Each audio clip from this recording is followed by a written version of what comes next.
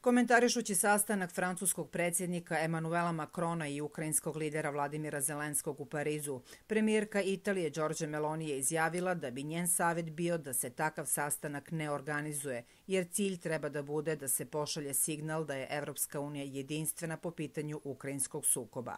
Govoreći o objavama u italijanskim medijima u kojima se pominje izolacija Rima i zahlađenje u odnosima sa Francuskom, italijanska premijerka je podsjetila da od 27 lidera Evropske unije sastanku u Parizu nije prisustvovalo njih 25.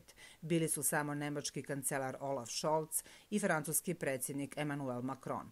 Oni koji smatraju da Evropa treba da bude klub gde postoje oni koji su najvažniji od svih i oni koji su manje bitni, slabe Evropu. Oni koji misle da postoji prva i treća klasa greše.